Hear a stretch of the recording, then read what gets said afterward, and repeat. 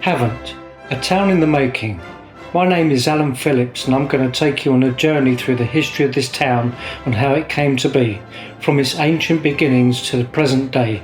We'll be visiting places like Butts Farm, Winchester Old Hillfort, the Thicket, Staunton Park, St Faith's Church, and among others. We'll be visiting what actually made this town, and that is its water source, which gave it its original name of Funter, later becoming Hammerfunter. So without further ado, let's begin our journey and pay a visit to Winchester Old Hill Settlement and Hillfort, and then afterwards we'll be moving down towards Havant and visiting the Thicket to see the ancient ruins of whatever it was that was there that was put by the Normans, a ring ditch and bailey system. Today we're going to a hill fort on top of Winchester Old Hill. That's it behind us. It's going to be a fair old trek, so better get on our way.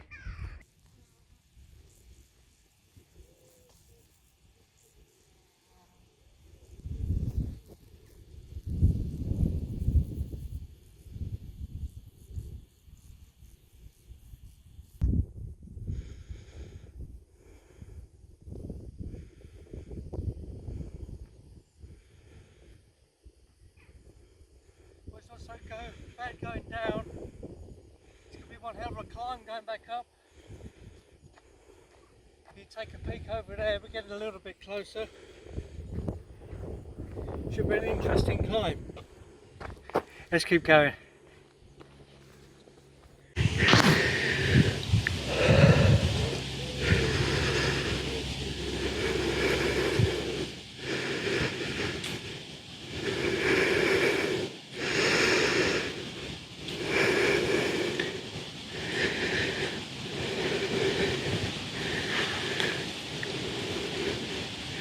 Well, this is the bit where it starts getting interesting.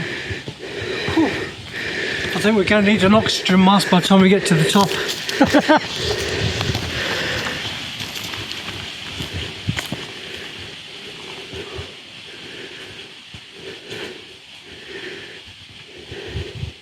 About halfway through the climb now. You can see the hill fort behind me. Just about make out the burial mounds on the top there, and the mound going around the edge. It's absolutely fantastic. The walk is something else. Look at the view. It's just out of this world.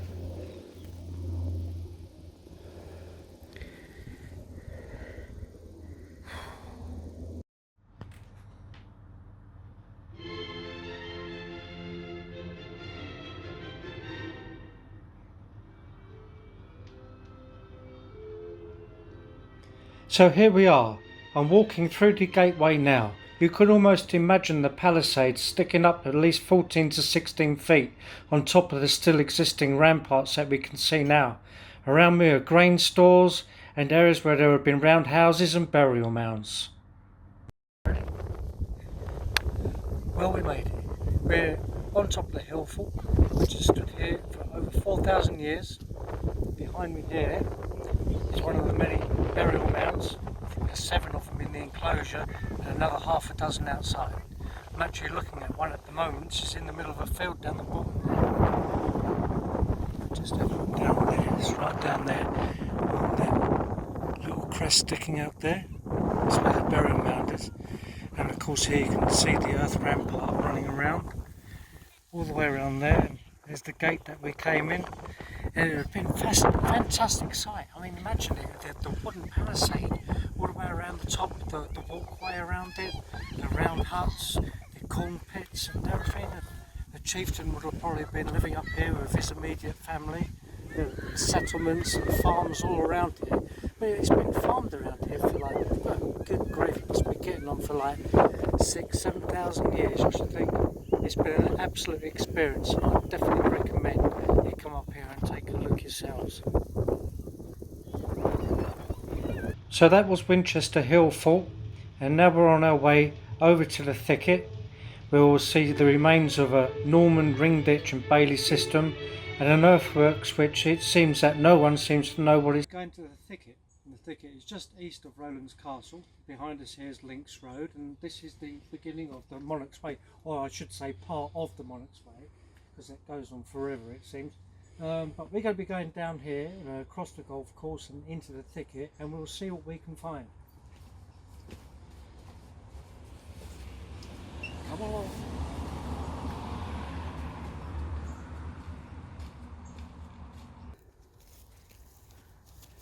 Yeah, watch your head now, we're crossing the golf course, there's balls flying about everywhere, so make sure you keep your eyes open.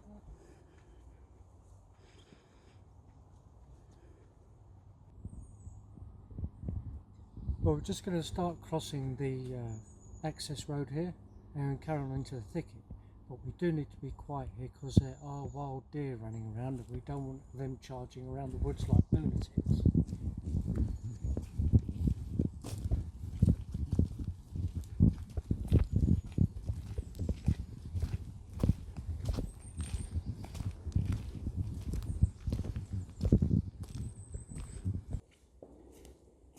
Well, at the moment I'm walking in a man-made ditch. It's been here a hell of a long time because it's really silted up. You can feel the spring in it, it's under your step. So whatever here was really deep with this embankment. It carries on for about a quarter of a mile that way and another quarter of a mile this way, where we'll come to an earthworks. If you look on your Ordnance Survey map, it will show you earthworks, and that's basically where we're heading towards now. So we're going to carry on along here, excuse the debris, we'll make our way along. Oh, just breaking his neck, and we'll see you there.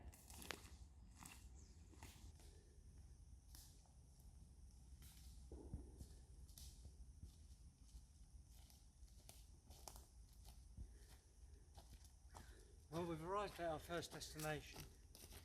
You'll see on your Ordnance Survey map earthworks, and we're standing on top of a huge mound. I'm going to walk around here, you just follow me around there, and this thing is absolutely enormous. Archaeologists came here in 1957 and dug the damn thing up, left it in an appalling state. The damn thing goes all the way around here, all the way around here. It's even got its own water supply, there's even a spring the other side of it.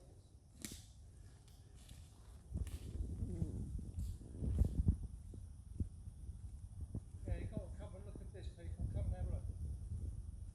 So like I was saying, if you look on your Ordnance Survey map, and you'll see Havant Halt, or the Thicket, and this is the fresh water that comes up out of the ground here. So I wouldn't be at all surprised if there's a settlement here or some description, maybe even just one big house here with its own water supply. I can't see any other question for it. We've got this great big perimeter ditch running around, and the mound is obviously sunk and people have dug about in here before, so it was obviously a hell of a lot bigger, and probably maybe one large building in the middle of it, or maybe several separate smaller dwellings sitting around the outside with a larger one in the middle.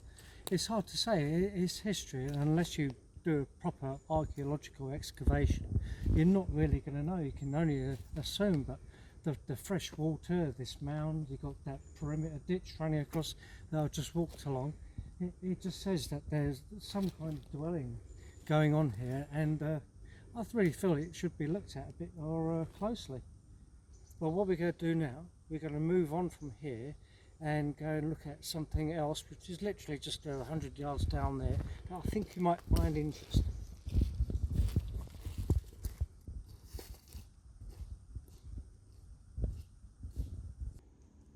Right, what you'll also see on your Ordnance Survey map is a ring and bailey system, and I am now standing in the first of the concentrical ditches that go around the inner sanctum, as you might say, and that's where we're going to be heading now. You can see it's one hell of an effort. It's really silted up, so at one point it must have been up to 15 feet deep. So I'm going to come up there towards you now, and we'll head across to the centre.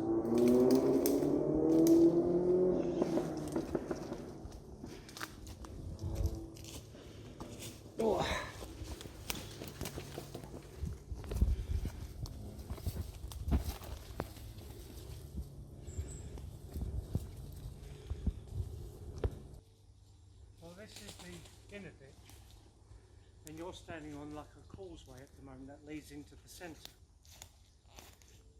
and you'll get a good idea of the defence of this structure if you turn around. Look at this. The middle ring leads into here. It's like a corral. So if you get stuck in the middle ring, you run around, then you end up in here, and that's when you get taken out. And the rest of the inner ditch carries on and goes off around the rest of the mound. We're just going to go into the middle of it now.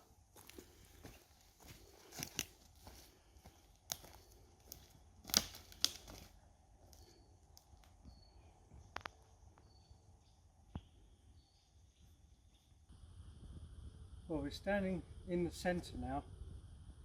You'll see that there's no structures, but what you will find are huge lumps of flint lying around from obviously a structure that was here. I mean, it's enormous pieces, and just behind me here is what you'll find is a flint pit. So whatever was built, it was dug out of this pit here. And unfortunately, it's all been used up probably by local farmers to build walls. But this fantastic tree here it's just ancient. Look at it. It's just something else. You know, was this growing here when the structures were here? Who knows? You definitely should get yourselves down here and have a look. You get a real sense of something, because these ring and bailey systems, they were something that was put up around about the time of the Norman invasion. So when you come up here, you've got that big mound that we came across further back there, with the pond and the fresh water coming up, and just literally 100 yards down here you've got this. It's just fantastic. You get a real sense of history when you come to this. It's like, what was here and who were these people? What was it all for? But if you come down here, you can make your own assumptions. Let's just take a walk around and see what else we can see.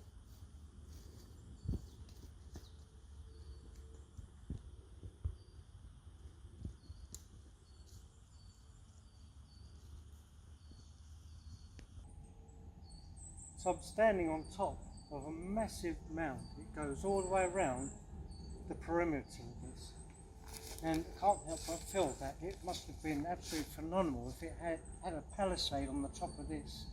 It would have been, well, virtually impregnable. You'd have had a right pig at the time trying to get down this ditch and up the other side.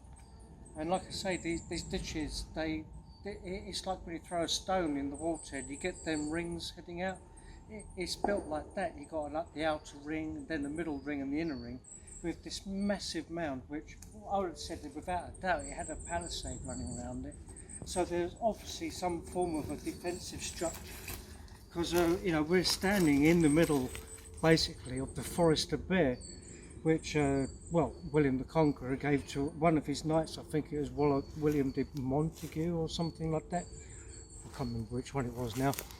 But yeah, it was given to one of his knights, and it's the Forest of Bear, and there's this crazy structure right slap bang here in the middle of it. Don't pay too much attention to what's behind me there, because they're drilling for oil behind me, of all things. But they've left this bit alone, thankfully, so we've still got the ring ditch, but unfortunately where the bailey was, which carries on over the other side of here, they've pretty much levelled that to get into where they're drilling the oil. So all that's left is this centre complex with the ring system. So again, I'll say, if you look on your Ordnance Survey map, you'll see earthworks and ring and bailey system. And if you're into your history, it's well worth the visit. It doesn't take long to walk down there. I think it probably took us about 20 minutes from parking the car up Links Road. It flies off of me. And as I say, it takes about 15-20 minutes to walk over here, and if you're into history, it is well worth it. It's just fantastic, because there's nothing else like this left around, haven't we? It's all been levelled, you know, and it'd be such a shame to lose this as well. And it looks like the forestry's looking after it, Forestry Commission, so with a bit of luck it'll be here for a few years to come yet. So pop yourself down, come along and enjoy, and I don't know, feel, there's a certain atmosphere here. I can't put my finger on it, but I don't know, it just feels so, I don't know, so full. It's incredible. I can't put my finger on it. But pop yourself down there and take a peek, and I'll see you next time.